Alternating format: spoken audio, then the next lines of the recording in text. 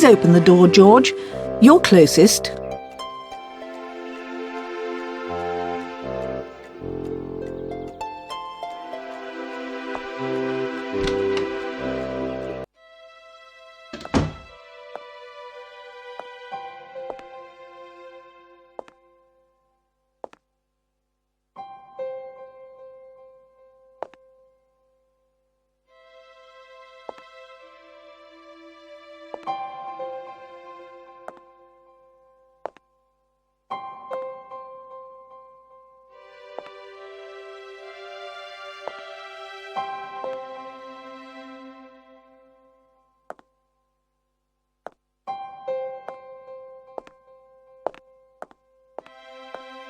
Goodness, Timmy, what have you got this time?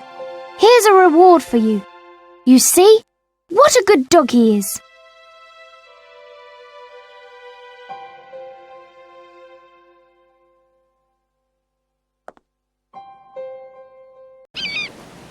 Mr. Pottersham. Good morning, my dear. I've brought you a letter from your father. I rode over to the island today at the crack of dawn. Thank you very much. Not at all. And now I would like to ask you to do a little favour for me. And what exactly did you want? Unfortunately, the book that you brought me yesterday doesn't contain quite all the information I need. And so I wondered whether you might let me look around in your father's study for a moment.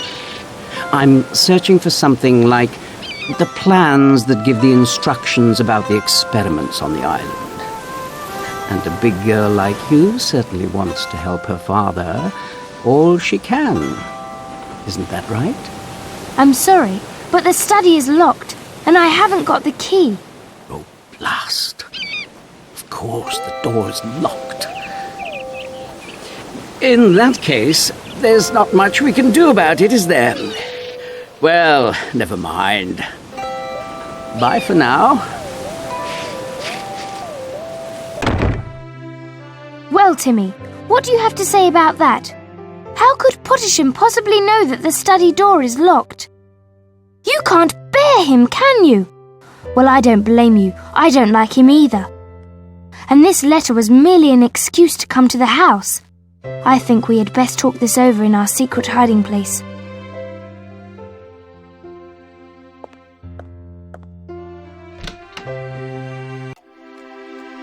I'm back again. Is there anything to eat? Who was at the door just now? Pottersham. But first, let's go to our secret hiding place. Then I'll tell you everything. All right. What happened? Why was Timmy so upset? It was Pottersham. Timmy finds him absolutely unbearable. Is that so? And what did Mr. Pottersham want? He gave me a letter from Father. How very nice of him. Well, don't you want to read the letter?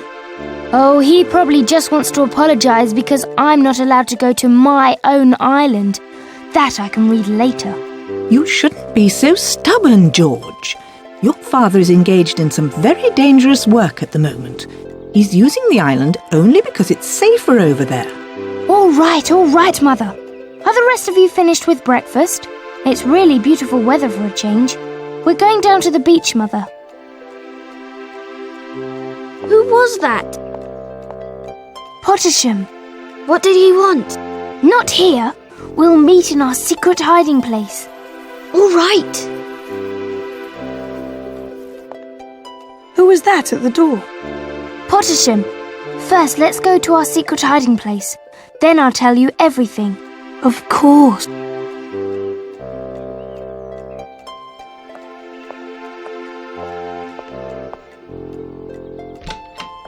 What a good idea. You can get some fresh air while I do my ironing up here in peace.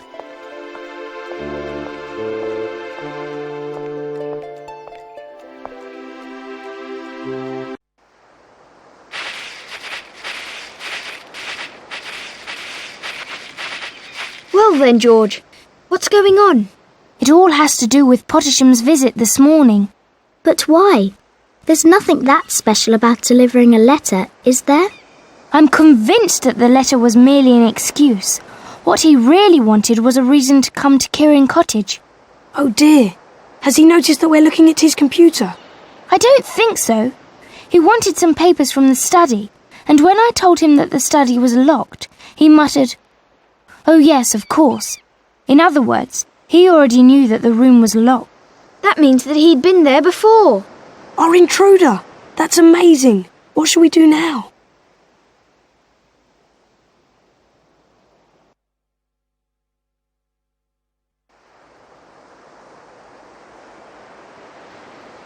Here, you read it, Julian. All right. Uncle Quentin says that he's well and that he and Pottersham are making progress with the experiments. And he asked you, George, to bring him some supplies. Tuna sandwiches and some homemade lemonade. Ridiculous! Father loathes tuna. He'd never eat a tuna sandwich. Never! Are you saying that the letter isn't really from Quentin? Let me look at it. It's certainly his handwriting, all right. Well, it's no big mystery, really. You know how peculiar your father can be at times.